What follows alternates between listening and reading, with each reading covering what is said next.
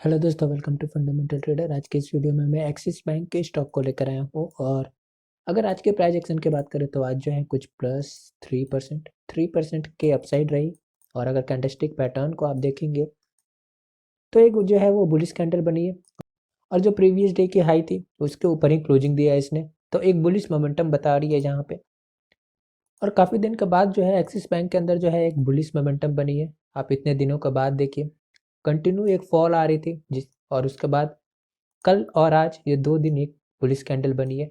तो ये ट्रैप है या फिर एक रिवर्स ट्रेंड स्टार्ट हो रही है, ये तो अभी कुछ दिन के बाद ही पता चलेगा।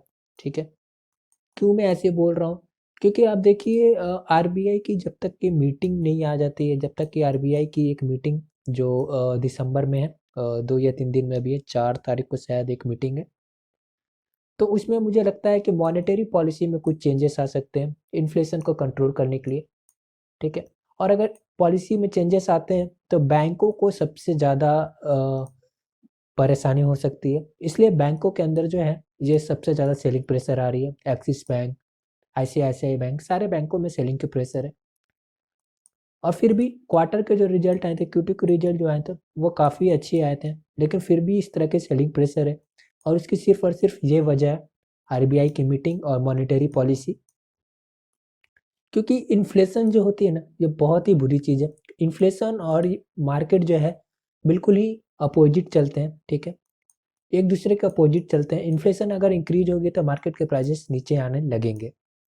और मुझे लगता है इस बार मॉनेटरी पॉलिसी में रेपो रेट और रिवर्स रेपो रेट में चेंजेस किए जा सकते हैं।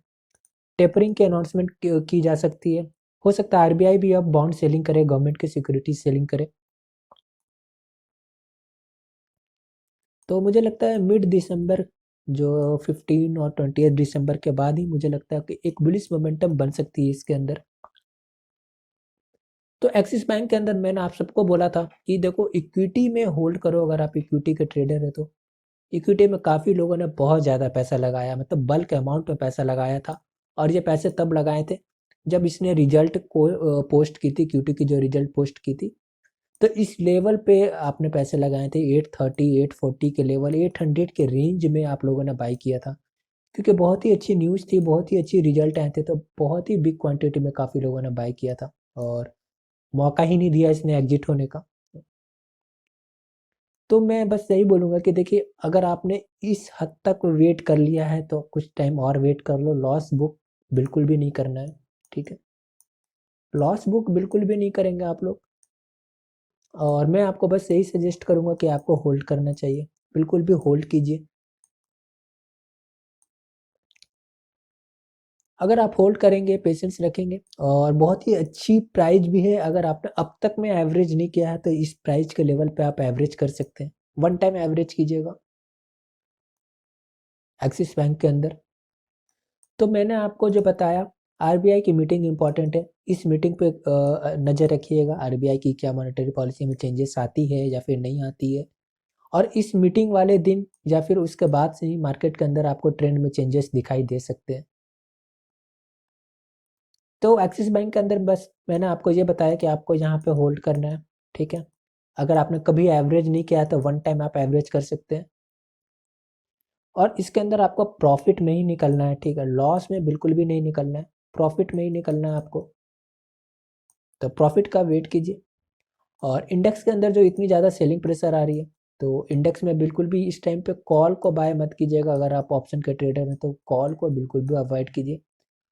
ट्रैप हो सकता है अभी, क्योंकि जैसे कि मैं बता रहा हूँ आरबीआई की मीटिंग के पहले और आरबीआई की मीटिंग के बाद ट्रैप चल सकता है।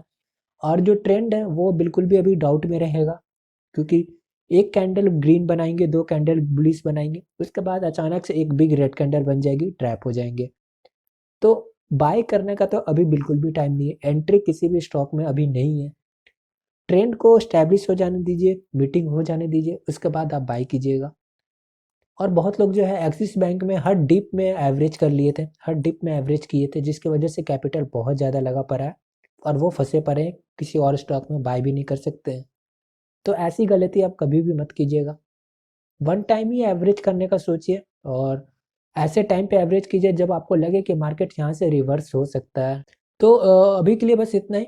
और मैंने आपको यही बोला कि एक्सिस बैंक के अंदर आपको एक्यूमुलेट करना चाहिए। तो अगर इससे ज़्यादा आपको कोई भी इन्फॉर्मेशन चाहिए, एंट्री एग्जिट एवरेज करने में प्रॉब्लम होती है, तो टेलीग्राम के चैनल जो है कमेंट में पिन है, आप जाकर वहाँ पे चैनल को ज्वाइन कर सकते हैं।